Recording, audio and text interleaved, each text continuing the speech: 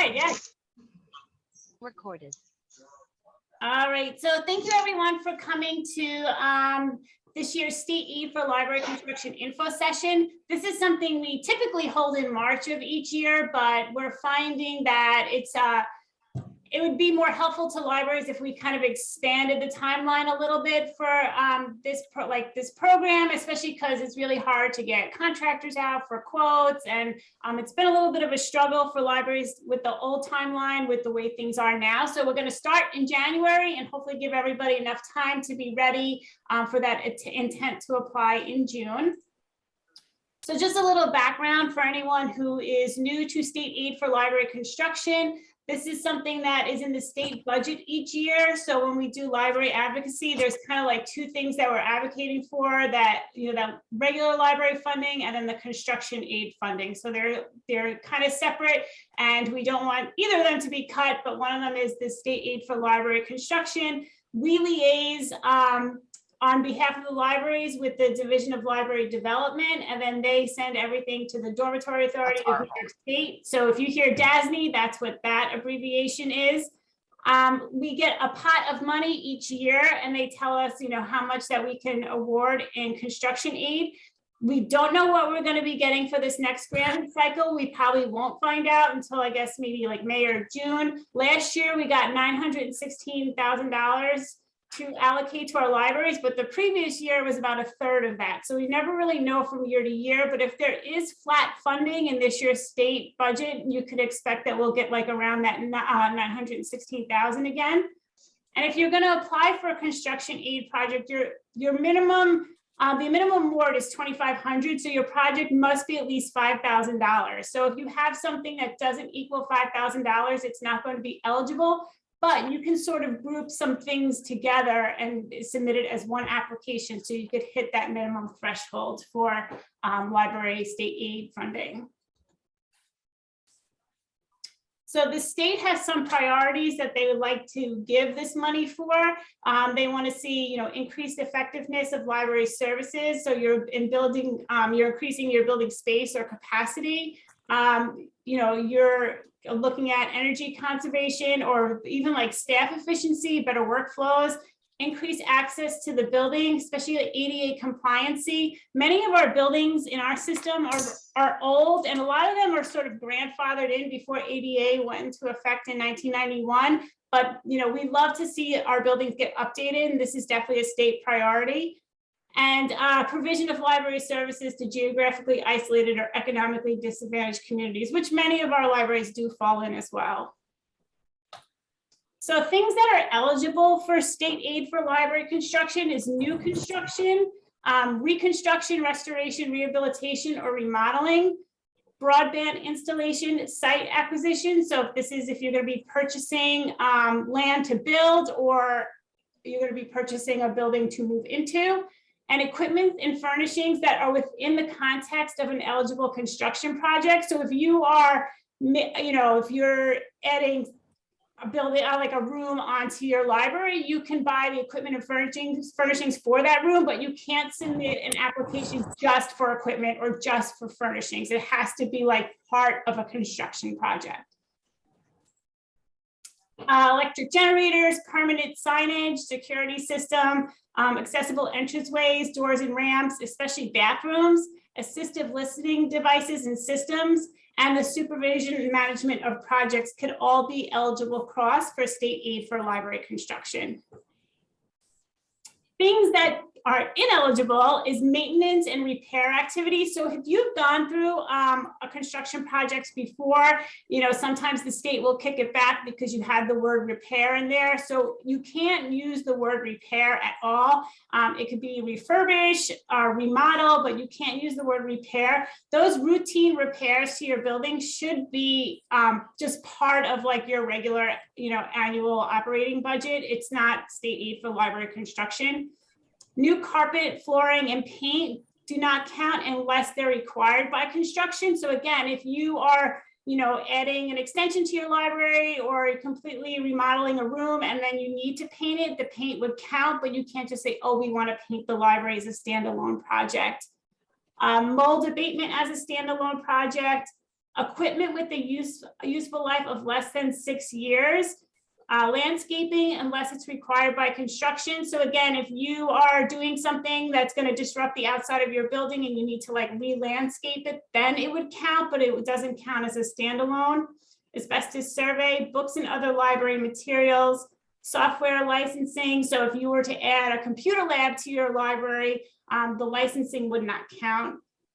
Speculative architectural or engineering plans and building consultant feasibility studies. Any questions on what is eligible and what is not eligible so far?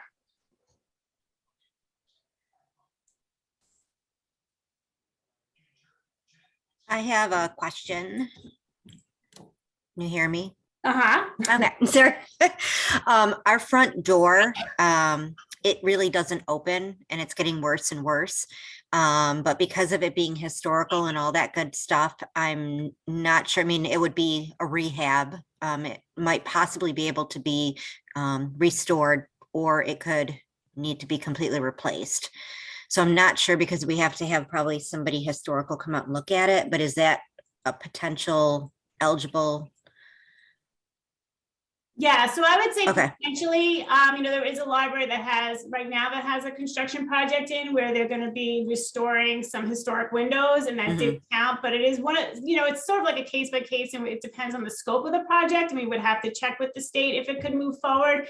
But a lot of times if it is like you're, rehabilitating like the historic architecture, that could count. Okay. So Worth trying. If you could always, if you do go forward, you could always email me and we could check for you. Gotcha. And we would probably need to see like a quote too. Yes. To determine. So. Right.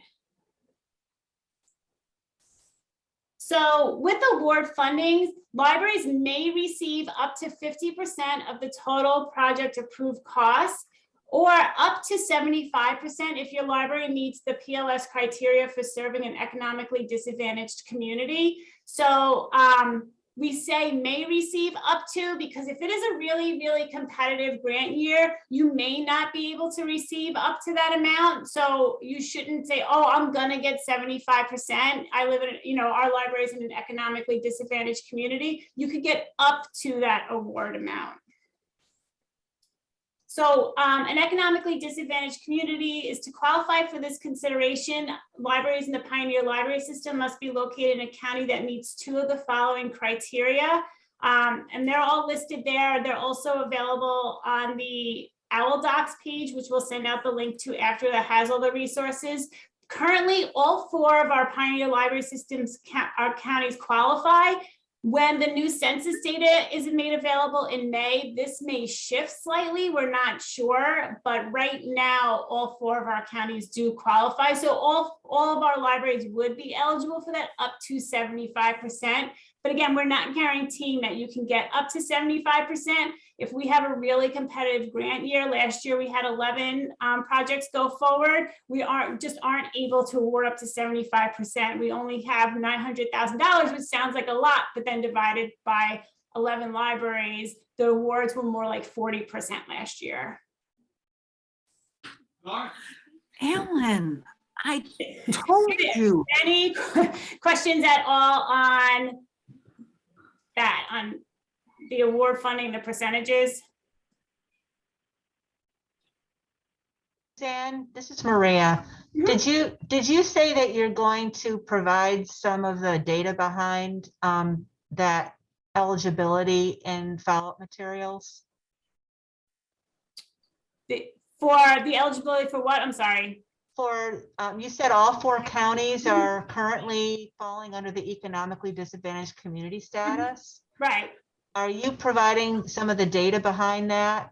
We get the data, we get that information from the census information, and then that's what we go off of.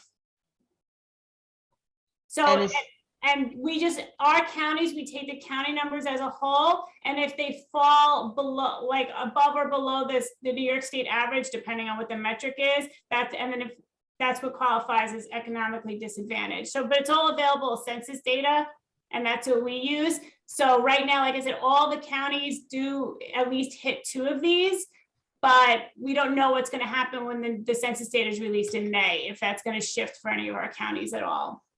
Okay. And thanks. the reason we look at it countywide is because if we looked at it per community, many of our libraries wouldn't qualify. So just to offer the most amount of flexibility, we look at it as at the county level.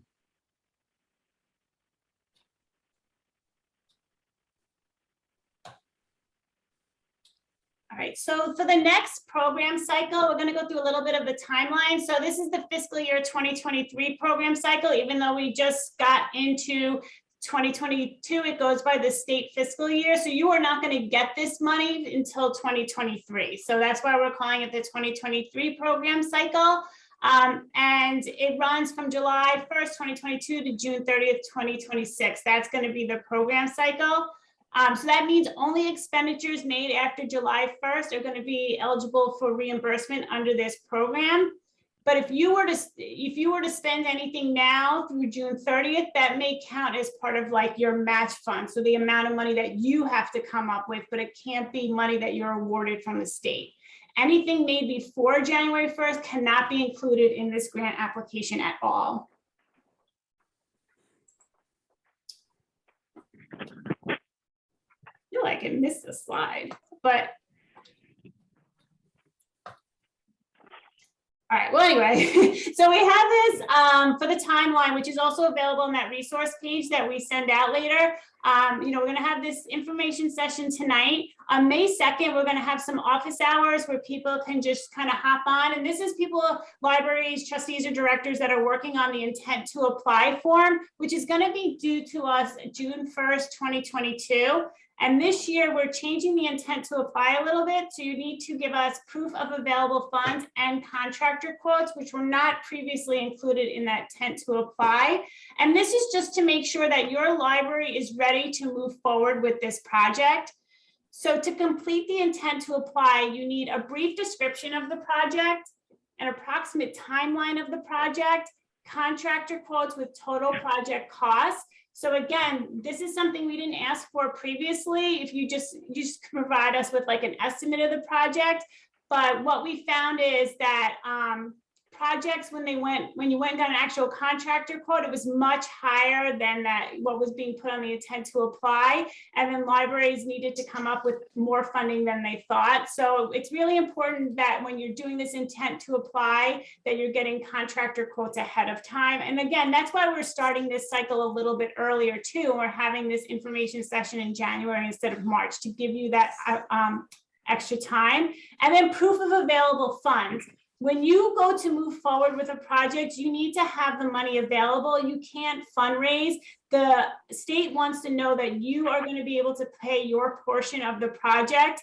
And so this is something that we're asking for a little bit sooner than we used to, because we found that some libraries didn't have the funding to go forward, and it's really difficult when a library needs to pull out and we need to sort of like reallocate funding. So this year we do need to see that with the intent to apply as well. The information submitted on this intent to apply is used by our Construction Aid Award Committee to determine if the project is eligible and the level of funding that your library is going to get. And again, this form is due on June 1st. On the resource page that we send out later, the link to the form is there, but there's also a link to a PDF where you can preview the entire form. So you can kind of get an idea of what you're going to need to gather to go forward and do the intent to apply. So proof of available funds, this is what you need to show us and ultimately show the state that you have money to go ahead and do this project. The state is not going to fund a project that they're not certain can be finished. And that part of that is knowing that you have the money for your portion of it. So you can use New York Economic Development Program grants, utilities, solar company incentives, private funds, friends groups, libraries, foundations. You can't use any SAM money, and you can't use any money that was bonded through a municipality or school district. So after the intent to apply comes in, the Construction Aid Award Committee is going to meet on June 8th. And then it's going to go to the Pioneer Library System. They're going to make their recommendation to the Pioneer Library System Board, and they're going to vote. And then you're going to find out on June 10th how much your library is going to be awarded for your project. You'll have a full week to decide if that is enough funding for your project and if you are going to go forward with the application. So if you, you can let me know June 10th, you can let me know right away, but you have a week to decide if you are going to go forward. Once you affirm that you're going to go forward with the project, you can go into your construction aid portal and start filling out the full application. At this time, you should definitely renew your SAM and start SHPO. Last year, especially, there was some issues with libraries renewing their SAM account. It took a lot longer than usual. And also with SHPO, that's the State Historic Preservation Office. They are short-staffed right now, and a lot of that was coming in a little bit later. So if you have an older building and you're going to have to do SHPO, even if you may have to do SHPO, but it might be exempt, just start the process anyway in June, because we had some coming in at the very last minute last year. So those are things that you should go and start and do right away.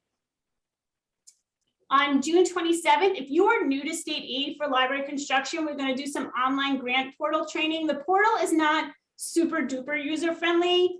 So for the first time in, it takes a little bit to learn how to navigate it. So we're going to do some training this year for any new directors or trustees that have never done the application. And on July 1st, any work for your project, if you've decided on June 17th, we're going to go forward with this project, you can start the work. It just can't be completed before August 26th. And you also need to know that you are not going to get the money until next fall, but some libraries will just start the work right away. Last year, somebody started paving their parking lot right after that July 1st, and that's fine. In late June, early August, we're going to hold another virtual office hours, and this is to help people finish up their applications. Again, you can hop on and off, ask questions. We could take a look at your application and make sure that you have everything you need, because the full state aid for library construction application will be due to us on August 26th. And that's a hard deadline. Any questions up until this point about the timeline?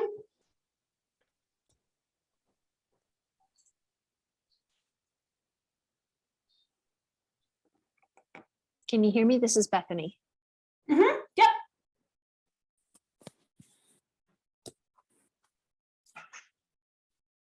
To explain what SHPO is, but I don't know what SAM is. Oh, Sam. So SAM is money that you. Both definitions for that one, Suzanne, What? because they'll run into their SAM accounts as well as SAM grant funds. And that was a question that Jessica had posted in the chat as well. So it's like, so the SAM, everyone has a SAM account. What does SAM stand for again? Okay, so the two definitions. So SAM is the system of award management, and that is the account that you need for it's meant to award federal funding, but because it's a state grant, they require that. So it's a registration that you have to do every year with the systems award management. You just get the registration, you get the expiration date, and you have it. On a previous slide, Suzanne also had SAM listed next to a grant, and that's state and municipal award funds that are granted, and those cannot be used as match funds. So your legislator may get in touch with you and say, hey, we have this money that we'd love to put towards your building.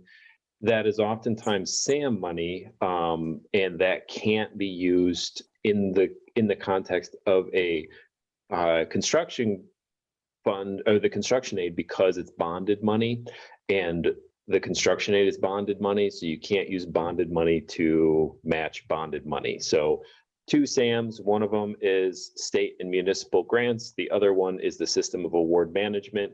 You'll have to kind of pay attention to both of them. Mainly when we say SAM, we're talking about the system and award management, that online account that you need, going to sam.gov to do it. And another word of caution about sam.gov is once you register for that, every year you will most likely be bombarded with emails that say it's time to register your SAM account. It costs X number of dollars to get it.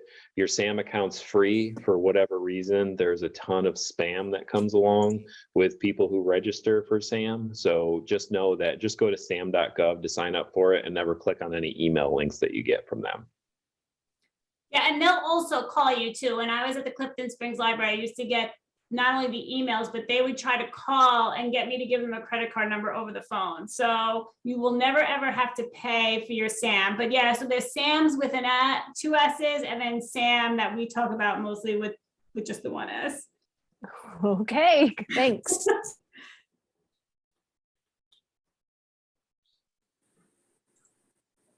All right, so on September 9th, the Construction Aid Award Committee is going to meet again and review all those applications that were due on August 26th.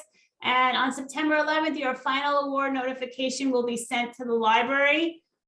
And at that time, you know, this is when I'm going to start like looking at them, editing them, going through them, making sure we have everything that we need, that we have that SHPO letter, that you have your new SAM expiration date, that you uploaded all your pre-project photos.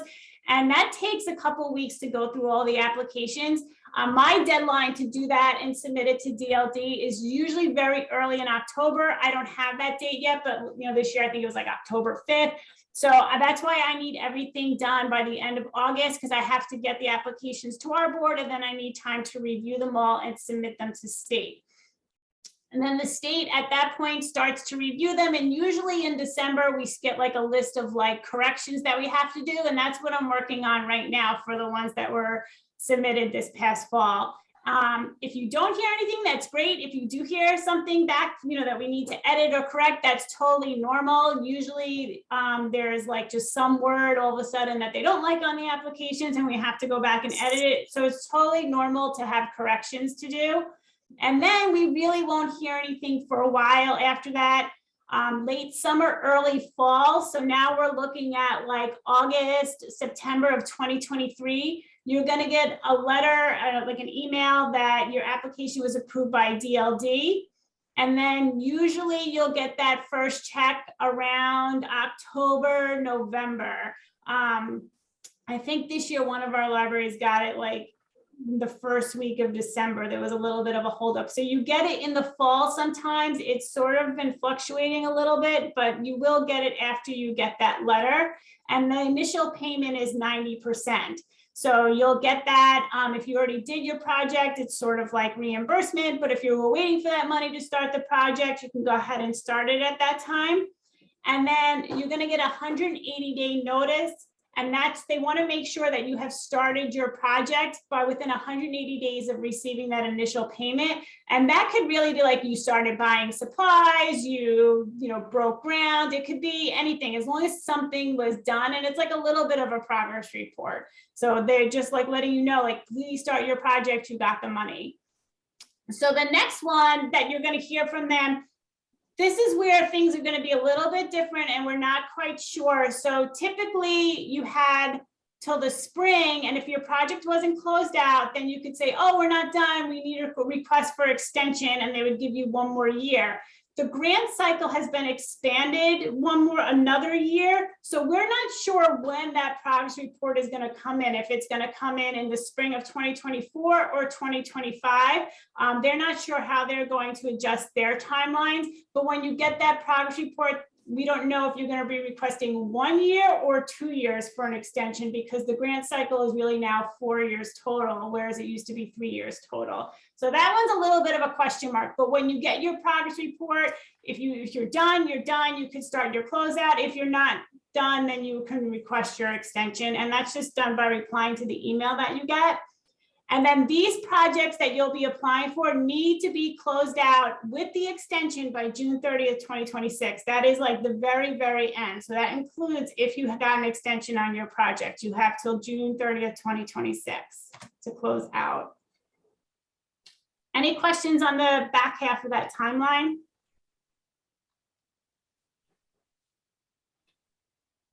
All right. So with closeout, you can close out anytime prior to June 30th, 2026. You don't have to wait until that date, but that is like the very last moment that you have.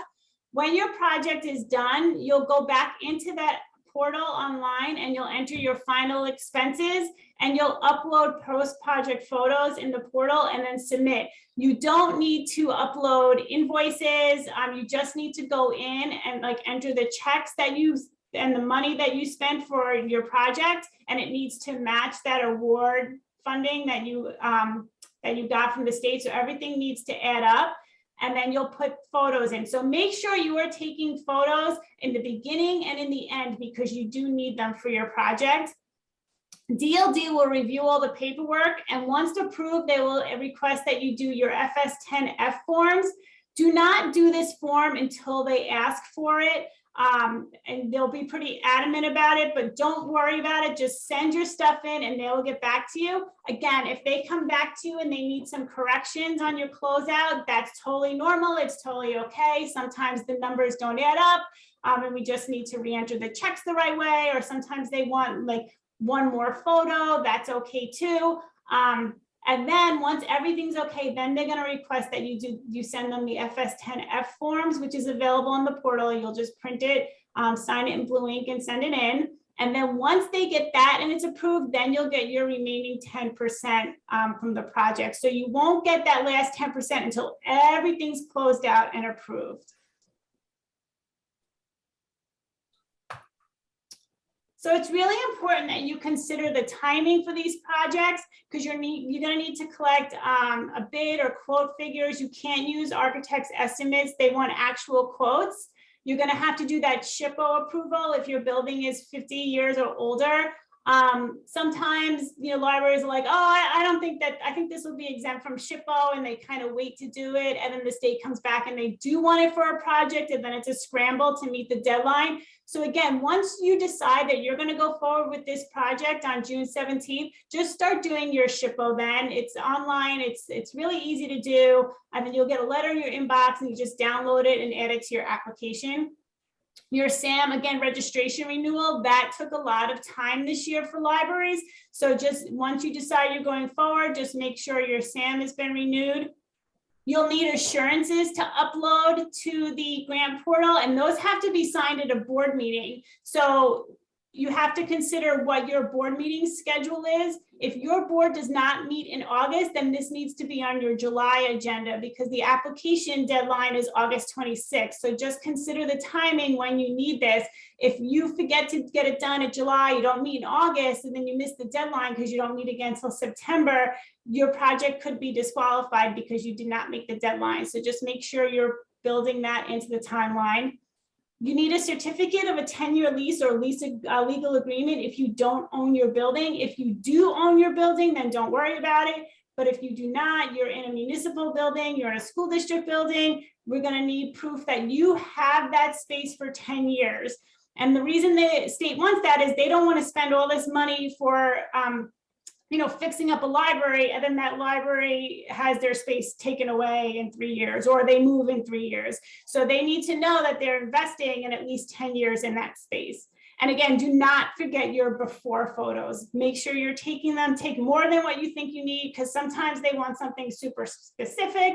So just make sure you have those before you start work. Any questions on any of these items?